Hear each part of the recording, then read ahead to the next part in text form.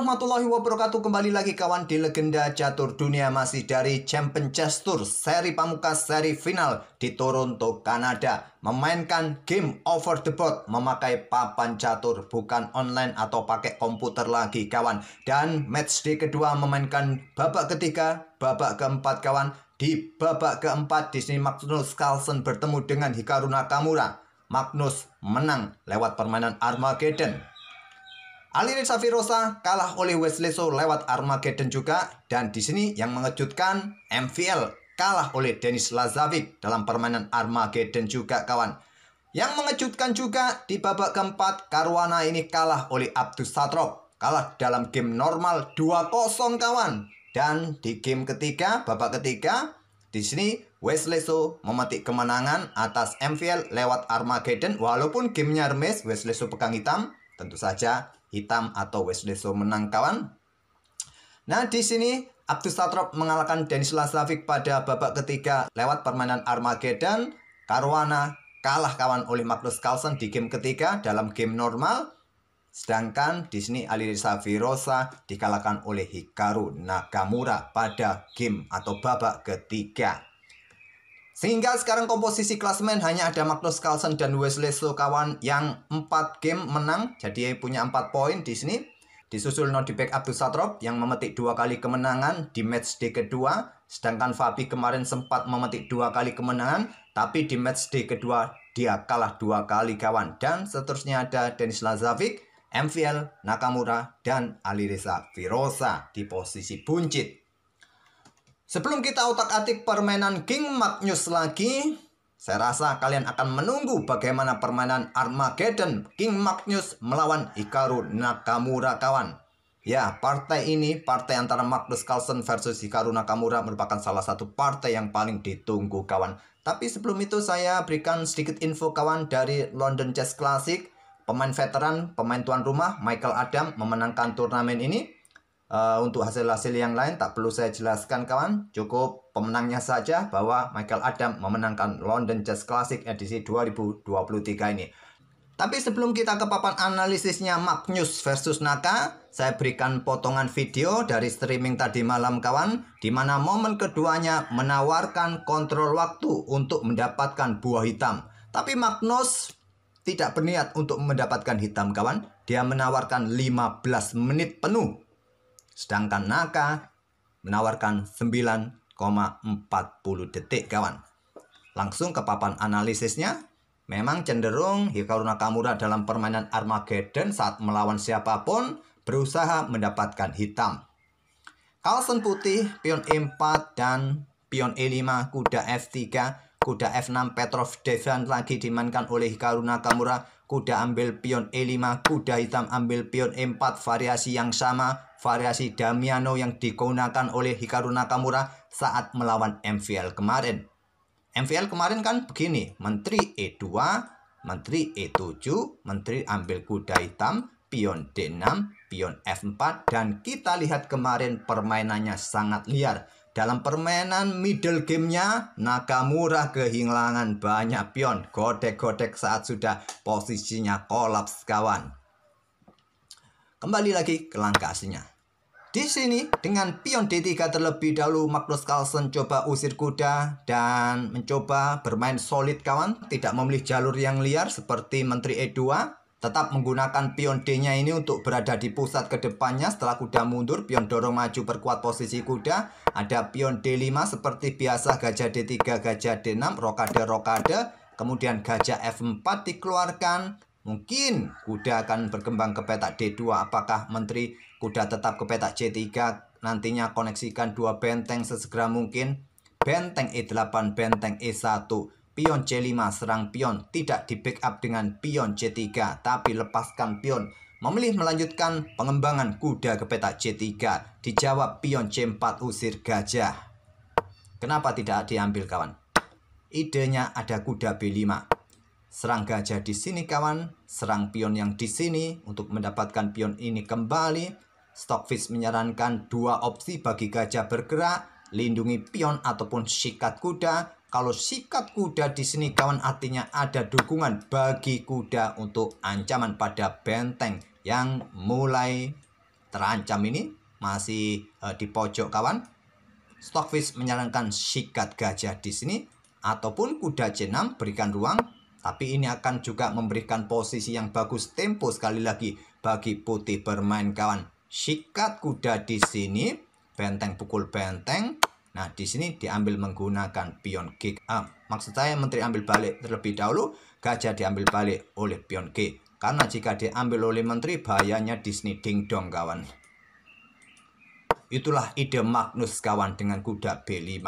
Pion C4 oleh Nakamura. Gajah E2 melanjutkan pengembangan kuda C6 menantang pertukaran. Ditolak gajah F3. Buka kembali akses benteng menekan pion yang di sini. Berlanjut gajah E6 lindungi pion dan koneksikan kedua benteng segera mungkin. Begitu juga Magnus berkoneksi dengan gajah, koneksikan dua benteng, siap juga menuju pusat, perkuat posisi pion pusatnya di sini. Gajah E7 mundur, kemudian di sini ada pion B3. Mulai membuka, menantang permainan di sisi menteri, diterima oleh Nakamura pion C pukul pion B3, pion A ambil balik pion B3. Benteng bermain di lajur A, tidak lagi ke pusat. Mungkin saja gajah B4 pin kuda kawan. Di sini ada kuda D3 berbalik ancam gajah. Langsung bertukar simplifikasi Nakamura di sini gajah G4. Kembali menantang pertukaran. Ide dari Nakamura seringkali diungkapkan di streamingnya saat bermain Armageddon kawan. Sebagai hitam yang punya kontrol waktu yang sedikit kawan, berusaha untuk simplifikasi agar nanti dalam permainan semakin simpel, tidak membutuhkan pemikiran yang ruwet, tidak membutuhkan waktu pikir yang banyak. Itulah salah satu taktik dalam permainan Armageddon yang biasa dipakai oleh Hikaru Nakamura. Jika ada kesempatan bertukar, bertukar. Terlebih dahulu benteng pukul benteng skak, ambil balik oleh menteri. Kemudian gajah pukul gajah, ambil balik oleh kuda. Berlanjut benteng E1 ancam menteri. Menteri bergeser kawan, berkoneksi dengan kuda, berkoordinasi juga untuk perkuat posisi kudanya di sini. Atau discover juga menantang pertukaran menteri nanti ke depan.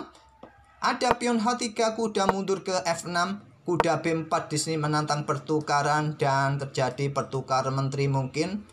Salah satu opsi juga pertukaran di sini kawan, tapi rasanya putih juga akan menahan menterinya agar lebih lama untuk dukungan benteng menusuk ke baris kedua nanti ke depan. Nakamura memilih dengan kuda ke E4 ancam menteri kawan dan Carlsen kuda pukul kuda C6 korban menteri di sini, nanti dia bergerak skak garbuan mendapatkan menteri yang di sini kawan. Nakamura ambil menggunakan pion B. Stockfish menyukai kuda ambil menteri. Dibalas putih ke sini juga. Raja bergeser mungkin ke peta F8. Menteri diambil oleh kuda, ambil balik. Ada gajah skak, raja bergeser, benteng menusuk ke baris ke-7. Mungkin ini yang tidak disukai oleh Nakamura tadi kawan. Tapi Stockfish menilai permainan ini masih dalam posisi yang level. Mungkin kalian bermain dengan pion A5 di sini ataupun pion H5. Maksudnya pion H6, pion H5 berikan ruang agar tidak ada masalah. Saat benteng ini meninggalkan baris belakang bisa dilanjut. Oke, kembali lagi ke langkah aslinya. Memilih ambil kuda menggunakan pion B. Dan coba lihat struktur pion ini kawan. Pion menggantung, pion lemah. Menteri A5, lanjut Magnus. Kemudian di sini ada pion H5, pion F3, kuda mundur lagi ke F6, benteng diangkat naik kawan. Coba tekan pion yang di sini agar kuda tidak berani macam-macam. Kalau didorong kawan, artinya ruang-ruang gelap nanti akan lemah kawan. Karena di sini Carlsen punya gajah gelap. Menteri naik ke peta D7. Kemudian ada menteri mundur lagi ke peta E1. Di sini ada benteng menantang pertukaran. Carlsen menolak, menteri ke H4 kawan, tetap menekan pion di sini. Di sini ada benteng E6 kawan. Dan di sini salah satu opsi terkuat, pertukaran benteng. Magnus provokasi Nakamura dengan langkah menteri G5. Pilihan terbaiknya pion A5 untuk hentikan laju pion, juga sambil menunggu reaksi Magnus Carlsen seperti apa kawan. Mungkin benteng pukul benteng akan dilanjutkan oleh Magnus. Tapi di sini kawan memilih dengan pion G6. Langkah kesalahan kawan. Coba lihat seperti yang saya sebut tadi. Ruang-ruang gelap ini kawan. menjadi lemah. Karena setelah benteng pukul benteng dan saya berikan cuplikan lagi kawan di mana Hikaru Nakamura menyadari langkah kesalahan pion G6-nya ini kawan. Dia sekarang mulai resah, mulai gelisah. Lihat wajah lucunya kawan kalau sudah dalam posisi kalah itu sangat menggemaskan posisi Nakamura. Tidak seperti pemain-pemain yang lain. Kalau dalam posisi kalah itu kalem, cool gitu. Tapi Nakamura enak ditonton kalau sedang kalah kawan. Resah, gelisah.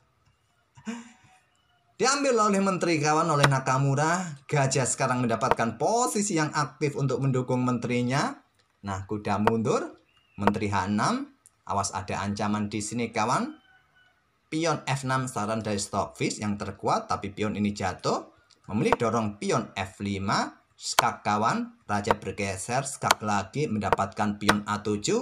Carlsen punya keunggulan satu pion. Dan keunggulan gajah di mana gajah ini kawan membatasi pergerakan kuda pada ruang-ruang gelap. Dan dukungan juga bagi menteri. Kuda ke F6 lanjut Nakamura. Dan menteri C7 mencoba menekan pion yang di sini kawan. Nanti siap skak di sini. Nah pion bisa jatuh. Oleh karena itu raja langsung bergeser ke E8. Raja putih mulai naik kawan. Dihadang dengan pion H4. Ada gajah D6. Menteri mundur menantang pertukaran. Jaga pion menantang pertukaran. Mundur kawan. Menteri ke B8 skak. Maksud saya putih kalau ke atas maju. Skak kawan. Blokade oleh menteri. Dan akhirnya Magnus menerima pertukaran menteri. Kita dapati keunggulan satu pion Magnus kawan. Punya gajah gelap versus kuda. Siapa yang lebih kuat dalam posisi ini kawan? Kalau kita lihat dari struktur pionnya jelas putih dalam posisi yang bagus. Kuda tidak bisa kemana-mana kawan. Dia sulit maju. Sedangkan diagonal-diagonal gelap bagi gajah ini sangat terbuka. Oke lanjut kawan. Di sini gajah mundur ke F4. Hadang pergerakan pion. Kuda mundur. Persiapan pion dorong. Gajah mundur. Untuk dukungan pion-pion sisi menteri nanti kawan. Dorong lagi untuk membebaskan satu pion. 3 pion melawan 2 pion. Jelas ada satu pion yang bisa bebas. Raja naik ke D7, gajah mundur ke E1 serang pion, backup dengan pion G5, pion F4 untuk memecah pion hitam kawan diterima, dan pion H4 jatuh akhirnya, raja hitam naik, raja putih mulai manuver mundur terlebih dahulu agar dia cepat berada di pusat untuk membantu gajah mempredali pion-pion hitam. Dan coba lihat kawan, di sini Nakamura di langkah ke-46, kontrol waktunya tinggal 3 detik. Dan kalau kalian melihat live streamingnya di posisi-posisi tadi setelah menteri atau benteng melakukan blunder di peta E6 tadi, langkah kedua pemain sangat cepat kawan, satset. Nah di sini Nakamura kontrol waktunya mulai jatuh dan akhirnya Nakamura di posisi ini kawan menyerah setelah raja ambil pion F4.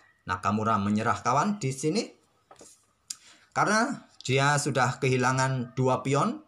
Sudah sulit bagi kuda untuk menandingi permainan gajah gelap. Di sini ada 3 pion melawan 2 pion. Tentu ada 1 pion bebas. Di sini pun juga sudah ada pion yang bebas kawan. Apakah kuda ini bergerak ke peta E4 jika ingin melanjutkan game? Bisa berlanjut. Raja ini juga mulai naik kawan untuk predali nanti pion di sini. Ya jelas manuvernya ke sini karena ada kuda di sini kawan. Oke, itulah kawan permainan Magnus Carlsen mengalahkan Hikaru Nakamura di Armageddon game keempat kawan. Magnus Carlsen tidak berniat untuk ambil hitam. Dia dalam penawaran kontrol waktu menawarkan 15 menit. Semoga permainan dari Magnus Carlsen tadi bisa menghibur kalian. Dan apakah Magnus Carlsen lagi nanti sore atau nanti malam gamenya yang akan kita ulas atau game yang lain? Seperti kemarin, coba kasih admin rekom. Kita akan bertemu di video-video berikutnya. Terima kasih. Wassalamualaikum warahmatullahi wabarakatuh.